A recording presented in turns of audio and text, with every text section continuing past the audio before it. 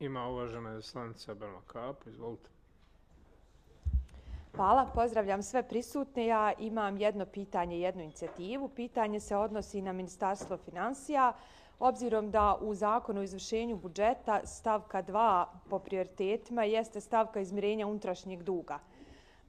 Da li se pod unutrašnjim dugom podrazumijeva i dug koji Vlada Federacije već godinama ima prema Fondu solidarnosti Zavoda zdravstvenog osiguranja i osiguranja Federacije Bosne i Hercegovine?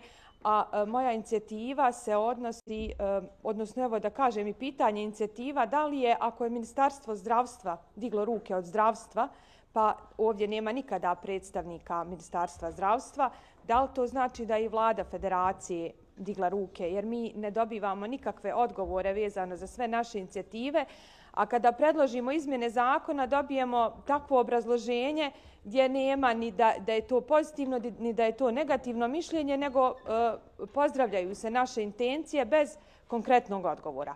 Obzirom evo da nemamo odgovore od Vlade Federacije oko izmjene Zakona o zdravstvenoj zaštiti, oko izmjene Zakona o zdravstvenom osiguranju, mi molimo Vladu Federacije da nam pošalje svoj prijedlog, ako već Ministarstvo zdravstva neće, jer mi smo već u fazi pripreme za budžet za narednu godinu. 50 miliona koji smo odvojili, koji je najveći iznos koji je ikada odvojen u ovoj godini, očigledno nije dostatan za Fond solidarnosti.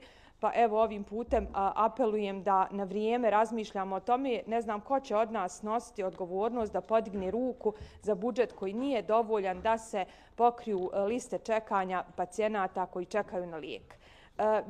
Mi smo danas dobili, većina nas je dobilo pismo od više udruženja koji imaju kampanju Glasaj za život, za zdravlje, za sebe. Pa ja molim naš odbor za boračko-invalidske osobe, rad, zdravstvenu i socijalnu zaštitu, da se odazove udruženjima na njihov zahtjev, te da se organizuje tematska sjednica oba odbora, oba doma federalnog parlamenta, jer ako ne možemo mi dobiti strategiju, hajmo molim vas mi, evo 1,5 dana čekamo. Dajte da mi organizujemo barem jednu tačku, dajte barem jednu sjednicu, dajte da napravimo neki tim koji će napraviti strategiju za to zdravstvo, ako već iz Ministarstva zdravstva evo nemamo nikakav konkretan odgovor.